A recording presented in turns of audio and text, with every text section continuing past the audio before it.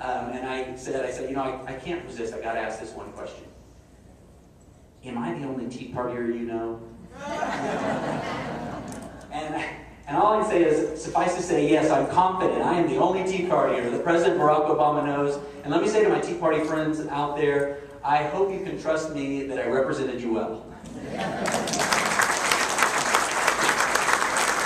But let me say, Barack Obama is not a bad man. I think he's a good man. I think he's a smart man. I think he is a caring man. And I think he's a man, frankly, of impeccable genetics. But I think he profoundly misunderstands the greatness of America. I think he looks at America and he thinks every problem we have can be solved by our government. And I see America in a different way. I was born and raised in the heartland. My formative years were the Reagan years, and I've come to believe that while we do have problems, our solutions are not in our government. In fact, often our problems are because of our government. Our solutions are in our people. Our solutions are when we work hard, when we band together, even when we as individuals take innovative steps, when we as individuals are willing to try, willing to risk failure, but go out there and do the things that need to be done. That's where we find the solutions in our country. And the problems that I've been talking about in his health care plan, if only they were just limited to his health care plan, you know, that might be one thing, but they're not. They're in everything he does.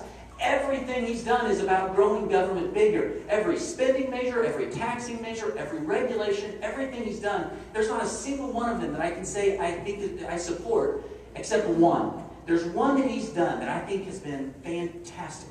I love this thing so much. Cash for clunkers. I love cash for clunkers. Now, don't get me wrong. I don't love it because I think it was a great stimulus. It was an abysmal failure as a stimulus, but that's not the point. I think it was great because I think every generation or so, we should run something like Cash for Clunkers just so Americans can see what a failed strategy bailouts and stimulus spending really are. Let's look at Cash for Clunkers for just a second. Let me tell you something. I take pride. I'm the only doctor in this country who drives a car that's officially been declared a clunker by his own cousin-in-chief.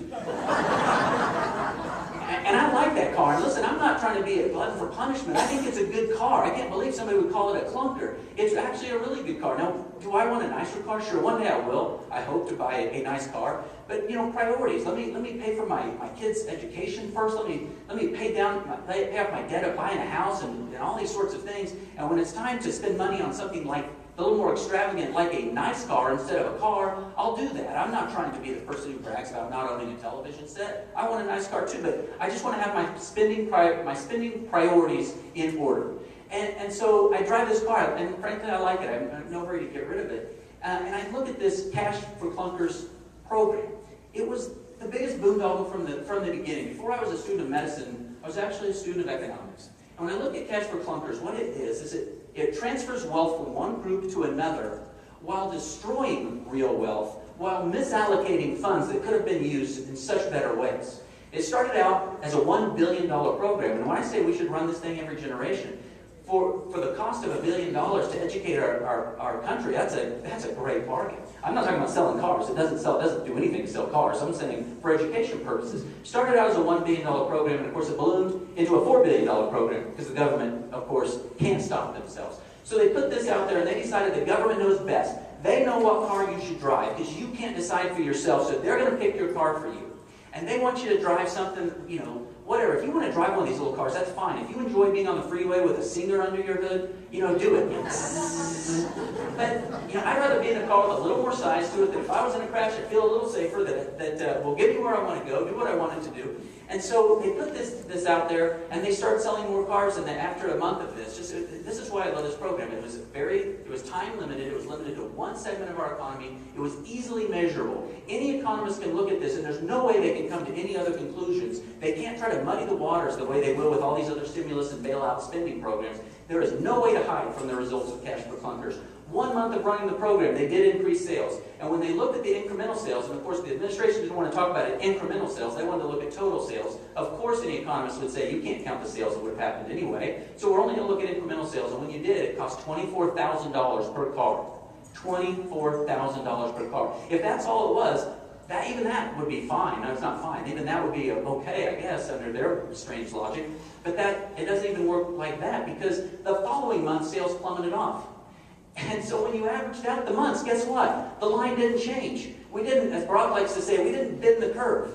So we didn't do anything to sell cars. So they would love, the best rosy case scenario is to say it was $24,000 per car sold. But they didn't sell any cars under because they lost the car sales the next month. All a bailout does is borrows from future sales. That's all they did. And if it ended there, it doesn't, that's the problem. It still didn't end there. Just last month, Carrie and I took our 16-year-old daughter. Finally, she gets to go buy her new car. She's been working, not a new car, we don't buy new cars in our family yet, but she gets to go buy her car, and she's been working hard. We take her out, and guess what?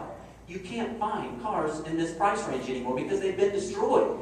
Find for me the economist, I will debate them anywhere, in any venue, that says it's smart for a company to take its resources to build durable goods and then take additional resources to destroy those durable goods. It makes no sense in any way whatsoever. So my daughter, looking for a car, can't find one in her price range, and we ended up having to spend more money than what we would have because the supply is just not there. Anyone who understands supply and demand understands they're just not there.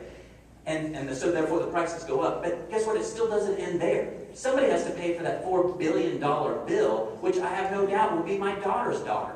And that is right there, encapsulates everything you need to know about a stimulus or a bailout mentality. And so far now, we've spent $3.7 trillion on bailouts and stimulus. That's more than the Iraq and Afghanistan wars combined. And what do we have to show for it? We've seen our unemployment go to 10%. We've seen our GDP grow at an anemic 1.6%. We have nothing to show for it. Now, they like to claim they have created or saved 3 million jobs.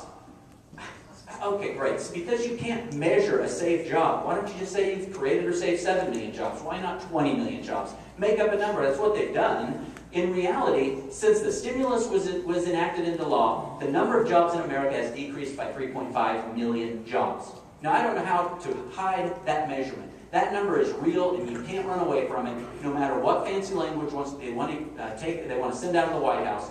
3.5 million jobs lost after spending $3.7 trillion on this bailout stimulus spending. And let me be frank here. I'm not trying just to attack this president, because part of this spending started in the administration before him. So I want to be fair, I want to be honest about that.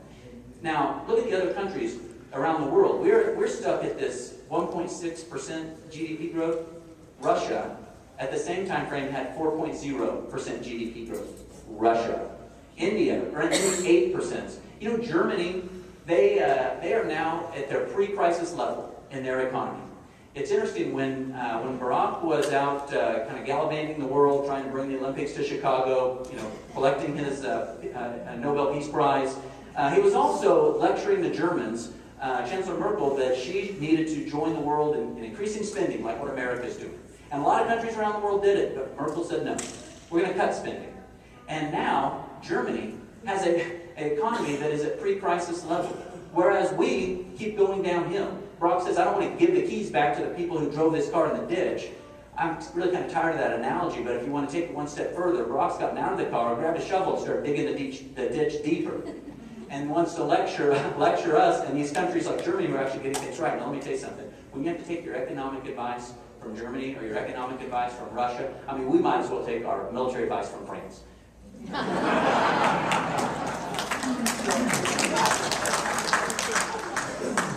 So this is the future that these big spending government types have wanted to create for us.